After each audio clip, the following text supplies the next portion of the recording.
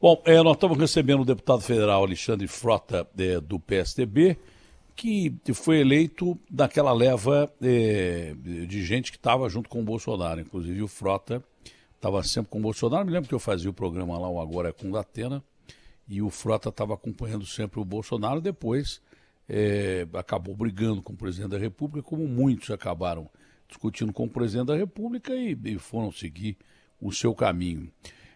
Frota, primeiro eu quero dizer que eu gosto muito do Frota, que o Frota eu conheço desde a Rede Record de televisão e sempre tive um bom relacionamento, um relacionamento legal com o Frota, que é um cara muito bacana mesmo. Eu sempre gostei dele e ele sabe disso. E todo mundo sabe. O Frota sempre me tratou muito bem e é recíproco que eu sempre gostei do Frota desde a época da Record. É um menino assim, de muita qualidade, é um menino que eu gosto muito. De verdade, se não falava, eu não fico falando de graça de ninguém. Mas, Frota, como é que você percebe essa posição do presidente da República na questão da vacina, que ele está sendo muito criticado por isso, que ele disse que não ia tomar a vacina, mas agora assina 20 bilhões para comprar a vacina.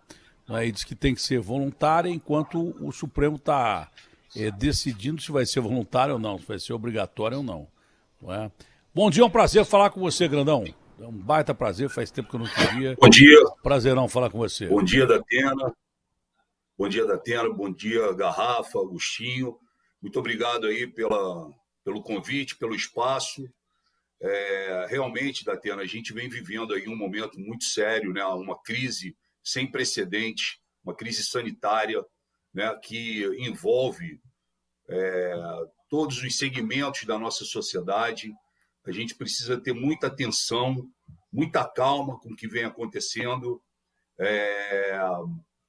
Tem se politizado muito, né? Nós vivemos os extremos, nós temos uma política muito polarizada ainda nesse momento, e isso tem gerado, né, um desencontro, um desconforto para a sociedade, né, que precisa, nesse momento, que os políticos, os apresentadores, né, aqueles que levam as informações, possam trabalhar de uma maneira coesa, correta, né? E, no meu entender, o Bolsonaro, eu estava vendo agora aí essas declarações dele, né? Infelizmente, ele tem muitas declarações desastrosas e, durante todo o processo da pandemia, quando ela se iniciou, quando chegou ao país, ele foi uma pessoa que não acreditou, né, que isso pudesse se tornar o que se tornou nesse momento que nós estamos vivendo. Eu não vou ser repetitivo aqui, mas foi gripezinha, resfriadozinho, e daí? Eu não sou coveiro, todo dia todo mundo vai morrer um dia, tome cloroquina, e mais uma série de coisas. E isso foi se alastrando pela ala ideológica que acompanha o presidente, né? As redes sociais se tornaram ferramentas perigosíssimas, né, de fake news, de informações truncadas, de ameaças, de críticas, e fez com que o governo não tivesse uma conduta séria e coesa em relação à vida do povo brasileiro. Então, o que eu entendo é que, nesse momento, o presidente Bolsonaro, ainda confuso, com um governo confuso, com um Ministério da Saúde ainda confuso. Eu acompanho você quase que diariamente, sempre que posso, e algumas horas atrás não iria comprar nenhuma vacina, depois iria comprar a vacina, agora vai comprar o Coronavac, mas nitidamente polariza isso com o governador Dória, né? Que, diga-se de passagem, foi a pessoa que foi à China, foi a pessoa que foi negociar isso. Não foi o Bolsonaro, não foi o Caiado, não foi nenhum outro governador. E o João Dória sempre deixou claro que essa vacina não é de São Paulo. Essa vacina é a vacina do Butantan, né, para todos os brasileiros.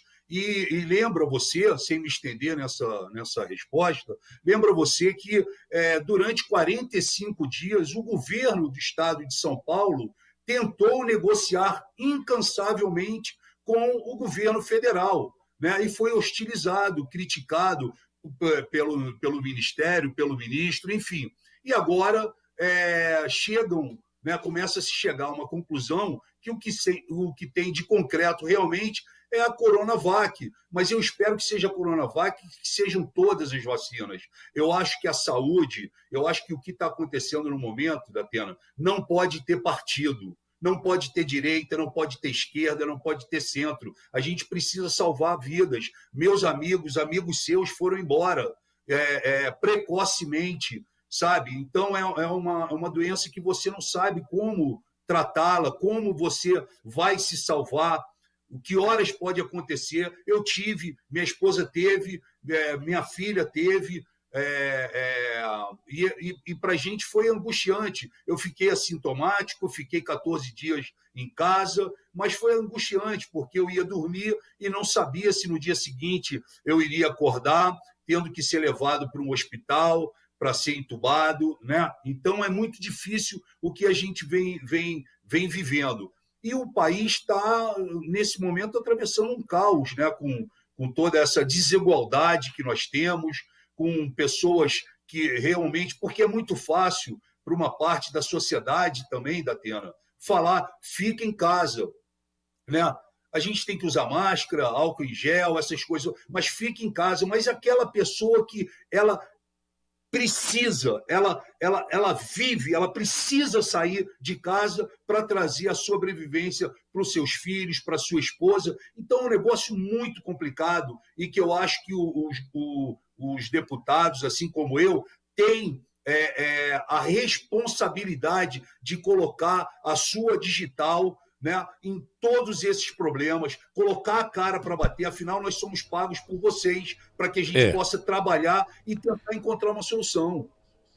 É a pergunta que vem a seguir, né? De que forma a Câmara e o Congresso, né, de uma forma os senadores, deputados e senadores, podem ajudar a dar um rumo nessa história da vacinação, né, para acabar com esse desmando político, essa corrida política, e transformar numa questão sanitária mesmo, né? Não interessa, a vacina que tiver aprovada pela Anvisa, ela tem que ser comprada pelo governo, pode ser uma, pode ser duas, pode ser, sei lá, quantas forem, mas acabar com esse negócio de politizar a vacina.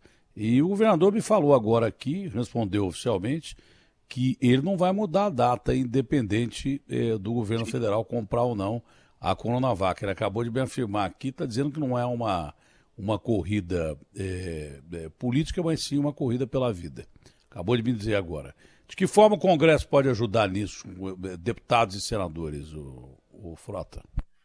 Bom, Datena, principalmente, eu sou vice-líder do PSDB. Eu acho que cabe aos líderes, vice-líderes e os deputados, que não são líderes nem vice-líderes, precisam acalmar os ânimos. Não pode politizar isso de forma alguma, porque pode ser uma pessoa, um ente querido meu, pode ser um ente querido seu ou de qualquer outro deputado. Então, nós precisamos abrir diálogo, nós precisamos conversar, não ficar indo para a televisão, trocar acusações.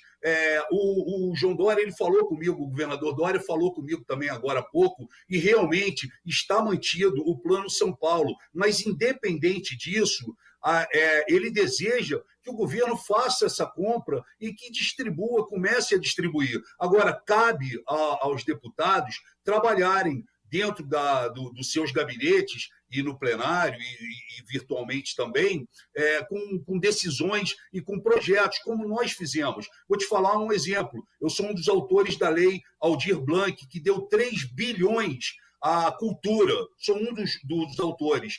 Então, eu trabalhei para a minha classe, junto com diversos outros deputados, porque a classe da cultura é uma classe que está sendo atingida, como diversas outras classes no país, está sendo atingida de uma maneira cruel, né? Assim como o esporte. Fui relator do esporte do projeto 28-24, que destinou 1,6 bi.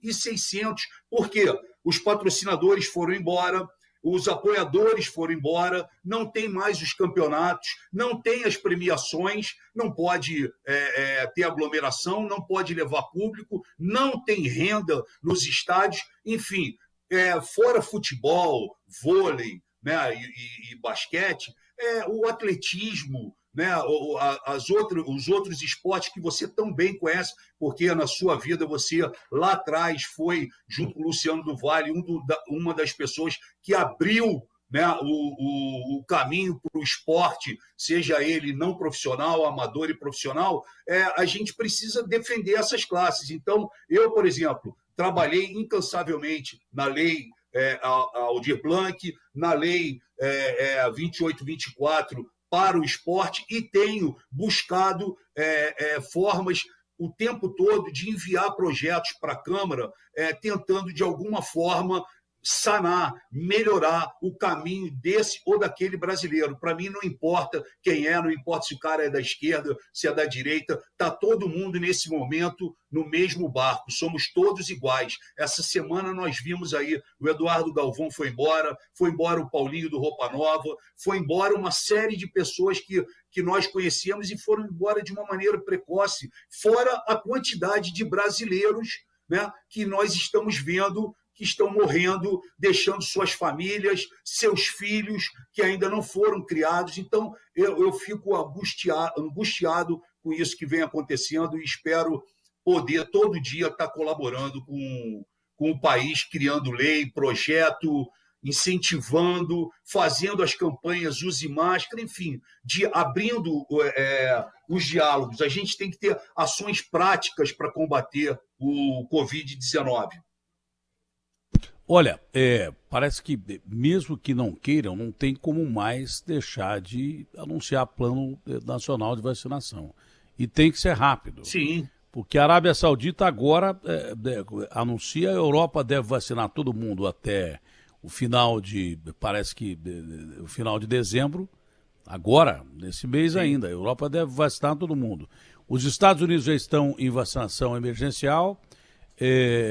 Até no Alasca deram vacina, o Canadá, o Reino Unido foi o primeiro a aplicar a vacina, mas a gente não pode perder o bonde da história sobre risco de morrer muita gente ou ficar muita gente contaminada, e a economia está parada mais ainda. A gente está perdendo o bonde da história, está todo mundo vacinando e a gente não pode ficar um país doente no meio do mundo vacinado, até por uma questão de economia. Outro dia a China anunciou que tinha na embalagem da carne brasileira coronavírus. Se você ficar um Sim. país doente, até economicamente você vai ser prejudicado. Um país doente no meio de um mundo imunizado complica até as relações comerciais. Não é isso, o Frota? Sim, Datena, eu concordo com você plenamente e volto a te falar, eu acho que esse é o momento. O São Paulo, o estado de São Paulo, ele, nesse momento, tem um caminho que me parece ser o caminho mais claro, né? Tanto é que o governo está entendendo isso e se aproxima de um acordo para uma compra. Nós não podemos, em cima do que você falou, veja bem, agora, recentemente, é que foram se preocupar com seringas, com agulhas, né? Foram encomendar 330 milhões, né, de agulhas. Então, falta planejamento. Eu entendo, eu sou um crítico ao governo, mas eu não estou aqui nesse momento para polarizar. Mas eu entendo que o governo ele precisa se organizar com mais rapidez, porque nós estamos aí vivendo isso há muitos meses, né? E isso era uma tragédia anunciada. Nós sabíamos que ia chegar nesse ponto. O país não se preparou para receber, né, dessa forma tão impactante na vida dos brasileiros essa crise sanitária, como você bem falou no início aqui da nossa entrevista. Então, eu faço um apelo para aquelas pessoas, porque, por exemplo, basta ver o seu programa e a gente vê, por exemplo, os bailes funk lotados, mas a gente vê também as festas clandestinas no Morumbi lotadas, a gente vê as praias lotadas. O brasileiro tem isso, Datena, ele não acredita até a hora que acontece. Ele não acredita. Então, fica difícil também de você manter um controle, porque a partir do momento que um governador, um prefeito, vai fazer um lockdown, como estão fazendo nesse momento em Búzios, os turistas têm 72 horas para deixar os hotéis, a cidade vai fechar. É óbvio que isso, politicamente, para um prefeito, para um governador, é muito desastroso, é muito difícil, ainda chegando Natal, Ano Novo, verão. Então, isso tudo é de um impacto econômico e social enorme, mas nós precisamos atravessar isso. Nós não temos escolha, nós não temos escolha. A coisa realmente é grave. E se nós todos não nos Por juntarmos, isso a vacina, seja... né? Se a gente não tiver a vacina, vacina, por isso é a se não vacina. tiver a vacina, Por a isso a gente vai importância da continuar em vacina. casa. É Exatamente. complicado. Se não tiver a vacina, nós vamos ter que enfrentar isso mais vezes. A Alemanha decretou lockdown. Tem muita gente chiando lá também, na Alemanha, que é um país rico. Sobre isso, e para encerrar, Frota, a não sei que você tenha mais alguma coisa a dizer, uma coisa muito importante, ontem eu perguntei, porque o Paulo Guedes, ele acha que ele é ministro da Economia dos Estados Unidos, foi elogiado pelo Bolsonaro e tal, está morando lá junto com o Bolsonaro, e fica buzinando no ouvido do Bolsonaro. O Paulo Guedes é um cara que vem do sistema financeiro, de bancos e daí por diante, ele acha que ele é ministro da Economia dos Estados Unidos, da Alemanha, da Itália, da França, da China. Não, ele é ministro da Economia de um país pobre. Quando você fala em acabar com o auxílio emergencial, você fala em deixar milhões de bocas famintas, que essa é uma crise patológica, mas que quebrou a economia do país, quebrou a economia do mundo. Hoje, estão esperando o resultado, não sei de que estado americano, do índice de desemprego, e as bolsas já estão oscilando. É possível que o dólar suba, porque o índice de desemprego nos Estados Unidos nunca se viu na Alemanha, nunca se viu na França, a não ser depois da Segunda Guerra Mundial, ou no crack da Bolsa nova-iorquina lá em 90, e agora recentemente, foi menor o impacto, mas houve em 2008 com a quebra do Lehman Brothers. Mas nós estamos vivendo uma crise econômica terrível. Acabando com o auxílio emergencial agora, são R$300. O cara fala, mas só 300? Tem gente que vive com isso e vive só disso. Acabar com o auxílio emergencial, o Paulo Guedes vai contribuir para que muita gente morra de fome, não de coronavírus. Esse é o detalhe. Se eu fosse o Bolsonaro, eu mantinha. Mas acabar com o auxílio emergencial agora é um risco terrível. Eu não sei como o senhor, como deputado, entende isso. Não, eu entendo que isso, além de ser um risco terrível, né, vai gerar uma crise, uma violência na sociedade absurda. Né? Então, a gente tem que entender o seguinte, que lá atrás o Bolsonaro, né, o governo Bolsonaro queria dar R$200 de auxílio. Nós, na Câmara, nos reunimos e batemos o pé para R$500. E o Bolsonaro, para não ficar atrás, para ser o pai da criança, polarizando na política, ele colocou mais R$100 e foi os R$600. Foram para 300, eu tenho projeto e outros deputados têm, pedindo, inclusive não só projetos, mas ofícios, pedindo para que se mantenha pelo menos os R$300 enquanto não houver a vacina, né? Porque a gente entende que faz a diferença, como você falou, para uma família, R$300 é R$300, sabe? Principalmente nesse momento. Então, o Paulo Guedes, nós estamos nessa 56ª legislatura, talvez seja uma das mais difíceis e turbulentas legislaturas que já tiveram em todos esses anos no país. E o Paulo Guedes, nós estamos com 1 ano e 11 meses, né, de legislatura. O Paulo Guedes prometeu diversas privatizações, não fez nenhuma, né? É uma pessoa que, infelizmente, se arrumou um distúrbio grande com o presidente da Câmara, com o presidente do Senado, se indispôs várias vezes com o próprio presidente, né, e com alguns ministros. Então, o Paulo Guedes ele tem se mostrado, muitas vezes, mais afoito a fazer a política dele do que propriamente ser um ministro equilibrado da economia. É isso que eu penso a respeito do Paulo Guedes e, infelizmente, já ando ouvindo, inclusive, eu vou falar aqui de primeira mão, dentro da Câmara, a gente já ouve que em março, mais tardar no final de março, o Paulo Guedes poderá deixar o governo Bolsonaro. Não é por nada não, mas eu ia soltar rojão se isso acontecesse, viu? Esse é o grande detalhe. Eu acho que o O ministro da Economia está completamente existe equivocado, ele está governando no ministério para o país errado. O país é um país de pobre sim. e não um país para quem ele está dirigindo a política econômica dele. E, infelizmente, o Bolsonaro está indo muito na dele. Espero que pare de ir, porque senão nós vamos à bancarrota. Deputado, foi um prazer falar com o senhor. Eu tinha marcado uma entrevista com o senhor, mas eu não pude atendê-lo naquela entrevista porque eu tenho o canal do Datena, mas eu não estou podendo fazer todas as atividades, porque ainda estou em recuperação do infarto que eu tive, então não estou podendo fazer tudo ao mesmo tempo. Vou dar uma parada agora de 10 dias para dar uma recuperada e desde já as minhas desculpas públicas aqui por não poder atendê-lo aquele dia, porque realmente não estava muito bem. Preciso passar por uns exames ainda e espero voltar o ano que vem recarregado e para enfrentar essas dificuldades todas que nós já estamos enfrentando naturalmente, né? O que eu mais gosto de fazer é trabalhar. Eu fico muito triste quando eu não posso trabalhar, mas ultimamente, fisicamente, eu não estou podendo corresponder às minhas expectativas. Por mim, eu trabalhava o dia inteiro, mas vou dar um tempinho. Mas você sabe o meu carinho por você, fiquei muito triste de não poder atendê-lo aquele dia, né, fazer a entrevista. Mas nós vamos marcar lá no canal do Datena, na volta do canal do Datena, que eu interrompi já faz uns 15, 20 dias. Logo depois do infarto, eu interrompi o canal do Datena, não fiz mais, mas vou voltar a fazer com o pessoal da Vibra na Band e você já está convidado. Foi um prazer falar contigo, Muito te rever bem. Espero que a família esteja bem, saúde para todo mundo e continue assistindo a gente, porque você sabe que eu sempre gostei muito de você e quem eu gosto eu falo.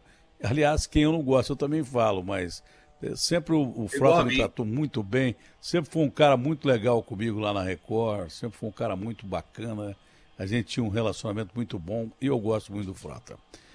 Deputado, prazerão em te ver, tomara que você tenha aí uma carreira política brilhante, sempre torcendo por você, saúde para a família e para você acima de tudo, tá bom?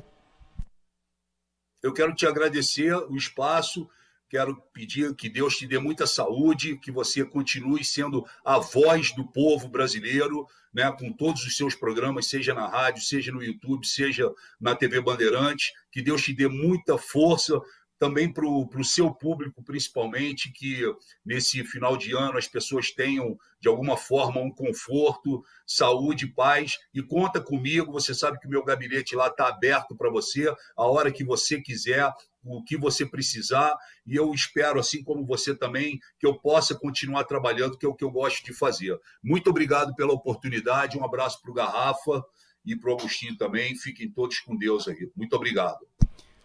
Obrigado ao deputado Alexandre Frota, foi um prazer revê-lo, mesmo de verdade.